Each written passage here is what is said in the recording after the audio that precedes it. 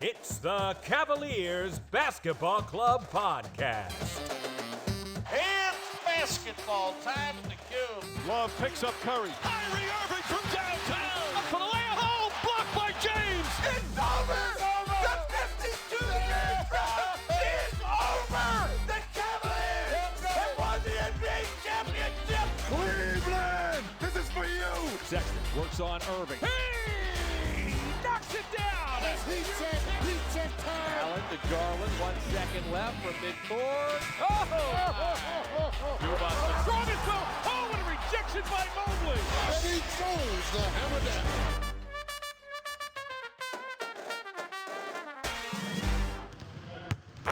The shoot-around. Thanks as always for listening and welcome back to the club.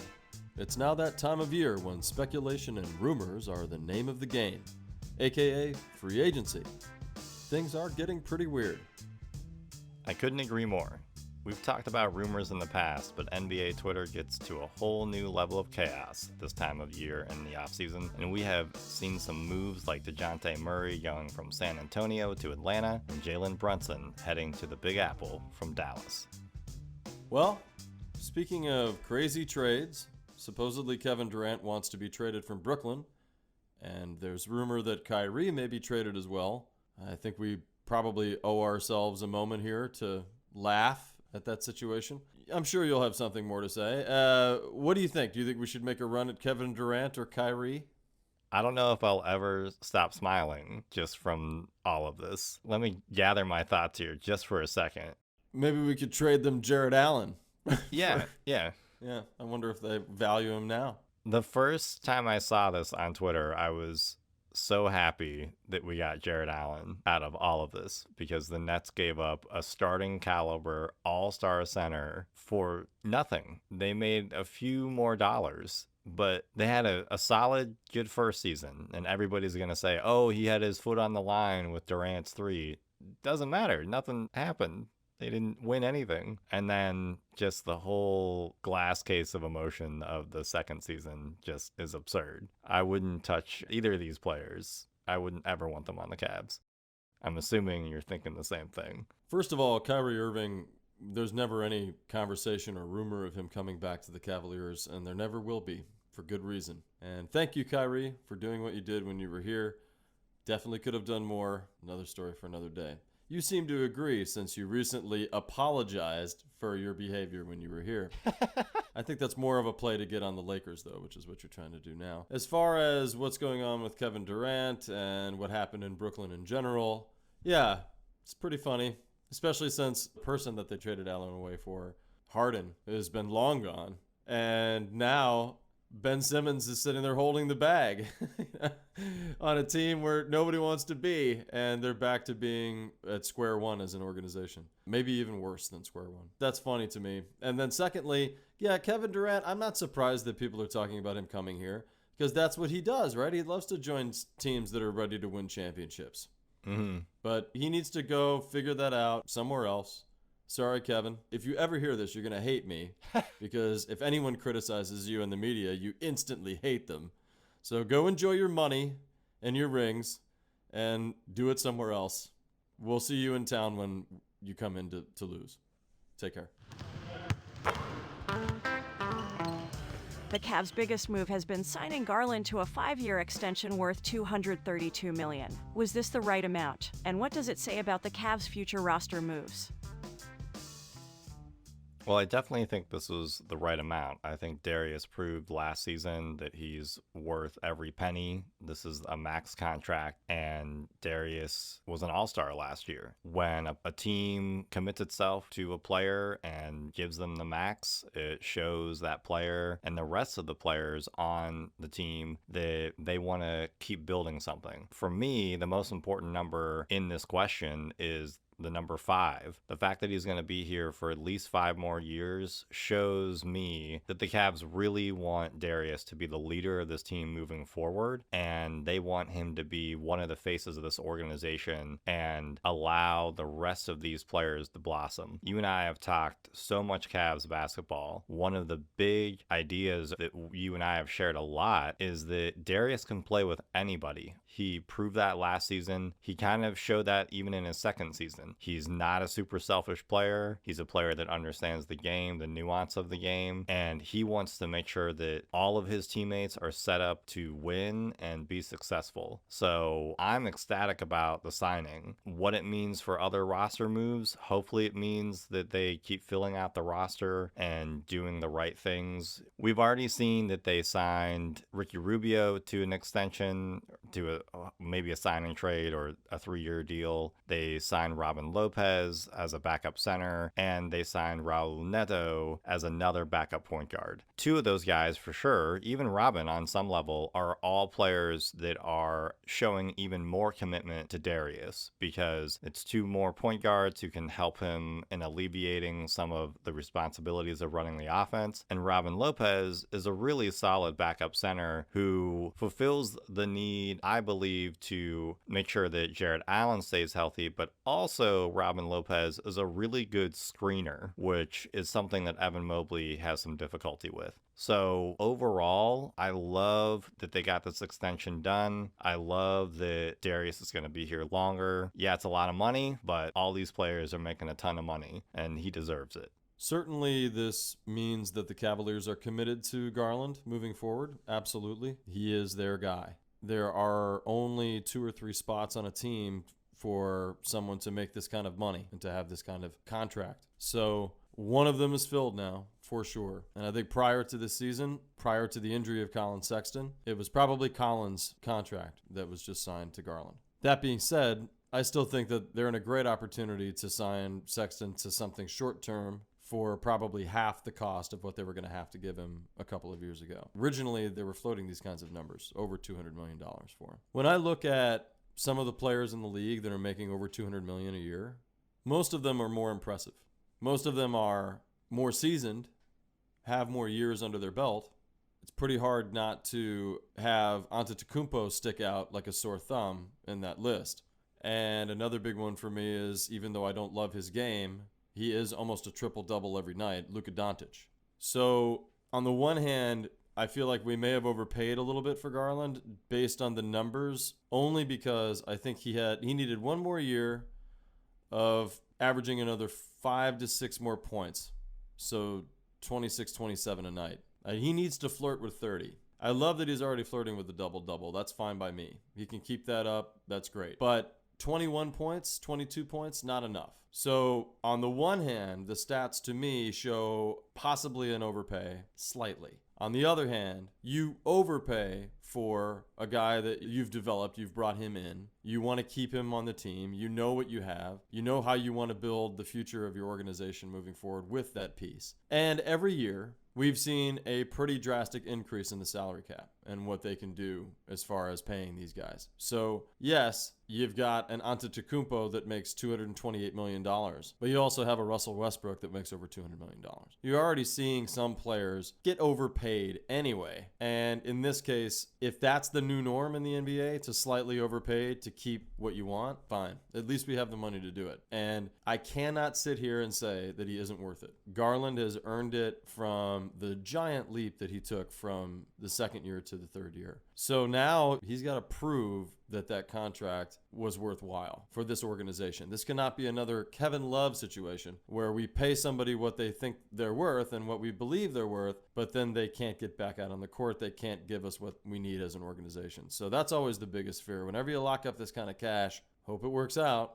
As far as roster moves moving forward, I think it solidifies that they've got their point guard for the next 5 years. They also have their center for the next 4 years. They've got Mobley locked in. They've got everybody kind of locked in now. They just have to figure out what they want to do with Sexton, and then they need to figure out from there what they're doing with that 2-guard position. What do you think is left for them now that they've signed Garland? I think they're basically done. Sexton is a big issue because they need to figure out what his actual contract will be, and hopefully he is signed. At the same time, though, I don't see any other moves that they could make. This roster is extremely stacked, even compared to last season, because you have players like Lamar Stevens, you have players like Dean Wade. Kevin Love is our backup power forward who came in second in sixth man votes last year. Even if he does have a drop off next season, which I kind of expect he will, that's still a really deep bench. Love is a guy who knows how to play basketball extremely well at a high IQ. So their bench is insane going into next season. One thing to add, it does appear that Garland's contract was signed for a max of $193 million, with certain incentives pushing it to $232. So we just wanted to mention that it is slightly under $200 million, but there's a lot that he can kind of add to it based on play. So good for him that he has that opportunity to grow through those incentives, but then also good for the Cavaliers that they've got some leeway there just in case it doesn't work out the way they hope. Steph Curry has the most guaranteed money right now in the NBA. And that makes sense. Now that we've seen some of the players they're picking up to round out the roster, who in the Cavaliers' rotation could be gone, or will have to take a more diminished role next season.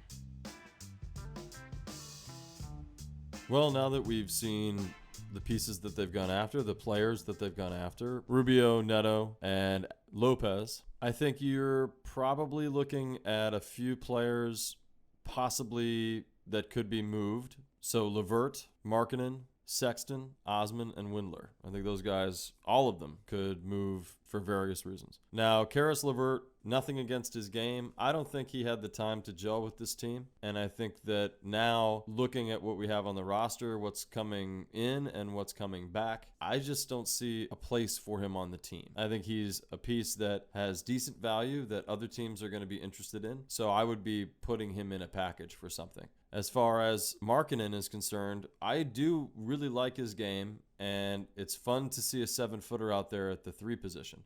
I'm not certain that it worked. And I don't know if JB felt that it worked. I've heard now in 2 different places that he really wants to use Wade at the 3. And that doesn't mean Wade's going to be starting. I'm just kind of wondering if Markkanen leaves, then that's an opportunity for Okoro to step back into the 3 from time to time. And I've heard that they don't really want to move him. So if they're not going to be using him at the 2 guard as much, then they must be thinking they're going to be rotating him around more on the court. So Markkanen could move simply because he's got a favorable contract and he's still someone that I think certain teams would be eyeing for his talent. Sexton, huge upside to Colin and what he may be able to give a team. I'm still hopeful he can sign for a few years to see what we can make of Sexland here. But even if that happens, best case scenario for Colin is that he comes back, proves that he is worth what we thought he was worth, and then he probably has to go somewhere and get paid that anyway, because we can't keep him and Mobley and all of these other pieces that we want. So Sexton is probably eventually going to be moved anyway. And then Osman and Windler are just those pieces off the bench that make sense. Osman, we've talked about, he's been losing minutes and losing favor these last 2 seasons towards the end of the year with JB. So clearly he's not really gelling with the team as hoped for. And then Windler just can't stay healthy, but when he is out there, he's a hustler and somebody that clearly, if he could just stay healthy, would have some value in the NBA. If anything, they could move him, cut him, take money off their salary cap. Either way, I think for the most part, the moves that we've made have really locked in what we're going to be. And now it's just a conversation of, okay, where's the redundancies? There are a lot of moves that they could make. I think for sure the 2 players that could be on their way out are Windler or Jetty. It was rumored that either of these 2 could be tied to Rubio if the Cavs ended up doing a signing trade to get Rubio instead of just actually signing him outright from the Pacers. So I think those 2 players make the most sense in moving, only because of the actual rumors and kind of what you and I have talked about in the past with how JB seems to be hesitant to play Windler and Jetty at times. Jetty 2 seasons in a row where he's essentially been benched. And Windler, he was brought in to be a sniper and he only shoots 30% from 3. You're right that he is a hustler, but that's about it. He's a better defender than Jetty, and he is cheaper than Jetty. So it would make more sense that you would see Osman leave. But those are the 2 guys that kind of call out to me that they should for sure move. And the only other guy I could potentially see moving is who you brought up earlier, and that's LeVert. Because if they sign Colin and he's the starting shooting guard, because you would be paying him much more money. And so unless there's some agreement with Colin that he's coming off the bench,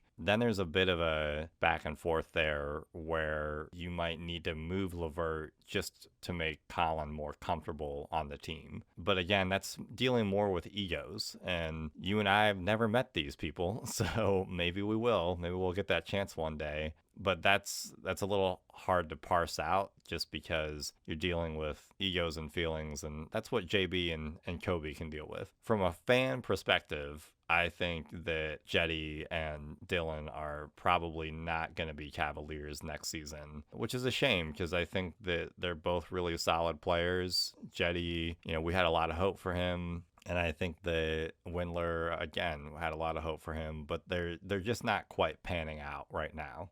Of some of these guys like Wade and Stevens, do you feel like they could still be effective with this type of rotation with the people that they brought in? Yeah, I think they could. It really just depends. Obviously, some of those guys, they were always fighting for minutes before. But Robin Lopez is old, no offense, because he's younger than me. Mm-hmm. He's not going to be taking a ton of minutes away. And Love is older as well and still needs to manage his minutes out there. There's 82 games, so there's a lot of time that they need to kind of stretch out and make sure that everybody manages their minutes. One other quick thing, RJ Nembhard was signed to a 2-way deal, so he's definitely coming back. And then Garland was mentioned after he signed his big contract. He remarked that his first thought was of his rookie year when he was supposedly the worst player in the league. So good for him. Glad that he keeps some chip on his shoulder to stay inspired to get better. Well, another player, too, that we haven't even touched on with this rotation is Isaiah Mobley. Mobley can play up to around 50 games for the Cavs. He can be in up to 50 games with his 2-way contract. So that's another player that is trying to fit into this rotation. I do agree with you, though. Dean Wade and Lamar Stevens are both players that have proven that you give them 2 minutes up to 15, they're going to play solid basketball for you. And JB's at least going to know what he's going to get when they're on the floor. Yeah, and speaking of Isaiah Mobley, I wanted to mention this, so it's great that you brought him up.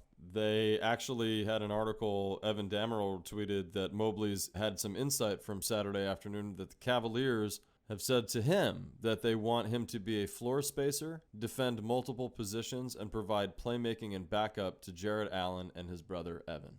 So there you go.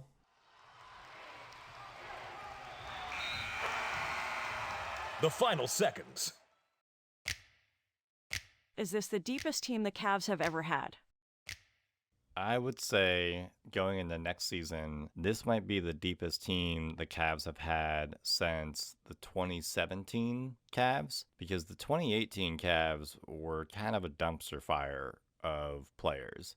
There were a lot of good players, obviously, because LeBron and Love were there. But then there was a lot of players who were kind of a mixed bag. So I think since the 2017 season, this might be their deepest team, essentially because you have 2 All-Stars coming back. You have Evan Mobley, who should have been Rookie of the Year. And then you have players backing them up who are very experienced and know how to play basketball and know what to do in an NBA game.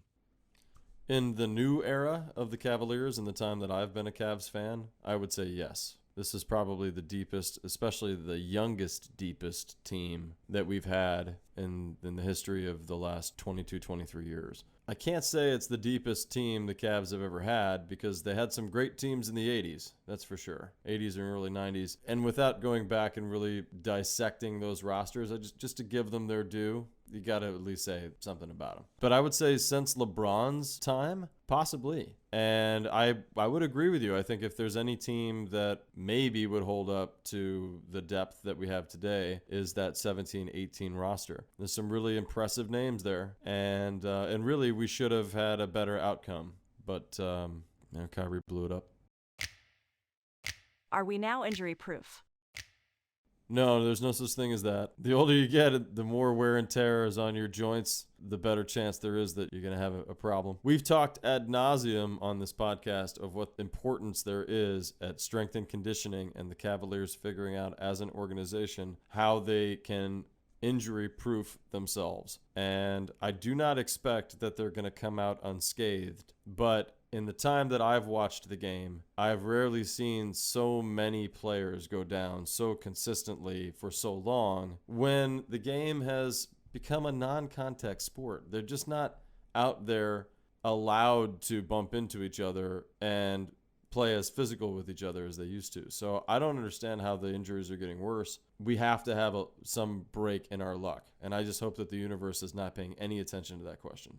I think that they can handle some more injuries in the sense of dealing with tightness and dealing with, issues of maybe players needing more rest. That's what I'm hopeful for with this roster is you could possibly have Lamar Stevens start a few nights as opposed to having Laurie. Laurie could actually get some rest for some games. And I think last year we saw that the Cavs needed to really ride a lot of players because of injuries, but also we were trying to get into the playoffs. But my hope is with the depth of this roster, even Robin Lopez has been a starting center in this NBA. Have him start a few games. Have them start against now the Brooklyn Nets because we know that, they're not going to really put up much of a fight probably. So that would be my take is no, they're not injury proof, but hopefully they can use more of these bodies, play more of these players to actually get through the season in one piece. But again,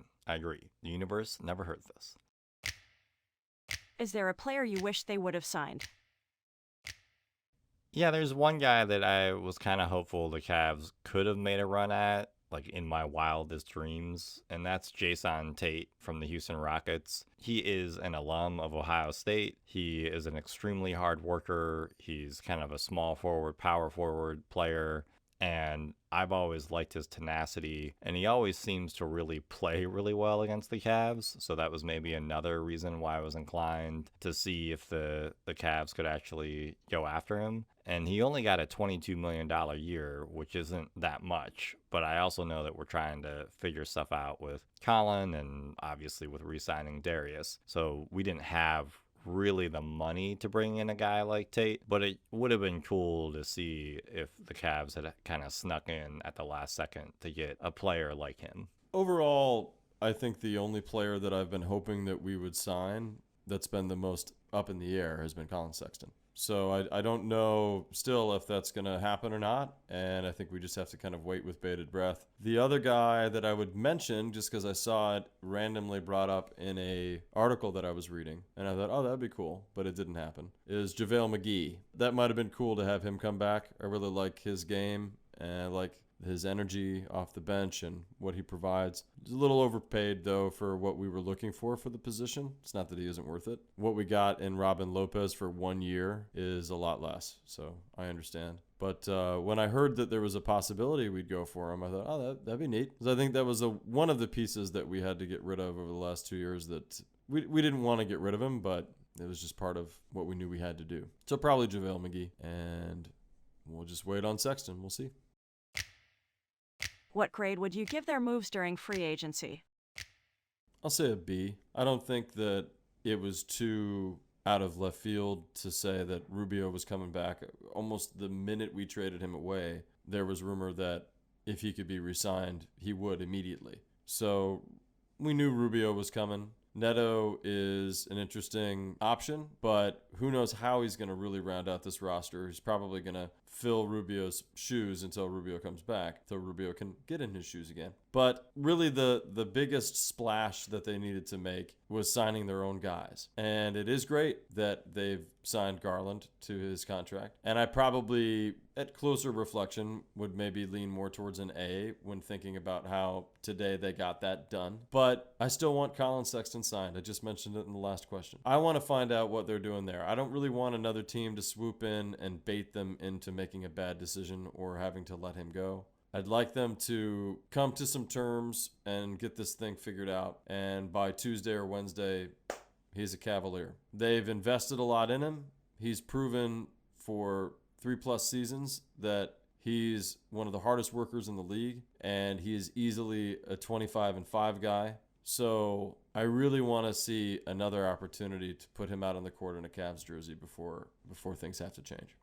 Yeah, I would give them an A. I think that you're exactly right. Their primary initiative, their primary decisions were all focused on internal players. But getting Rubio back is an awesome move for them because Cavs fans have heard that players who have left, oh, we want to come back to Cleveland. Carlos Boozer just left, so it was great that that actually came to fruition. And I also do think that the Robin Lopez pickup allows this team to not have to have Jarrett and Evan carry the water at the center position every night for 48 minutes. And Lopez, he isn't a guy who is going to blow the doors off with his play, but he's a guy who is a great locker room guy, and he is still a good decision maker, a good rebounder, and allows the team to keep that size as well at the position because he is a 7-footer. So I think an A because they rounded out their roster. We've talked about in this pod how deep the team is, how these other players in previous years have contributed to the team, and they're just adding to that depth. So I think Kobe Altman and JB deserve a lot of credit for actually putting together a complete team. You and I always have talked about how if we could, we would play 14 to 15 guys in games just because it allows everybody to get into the game and get into a rhythm, and it allows less wear and tear for these players. So yeah, I would give them an A. Thank you for listening to the Cavaliers Basketball Club podcast. Let's go Cavs!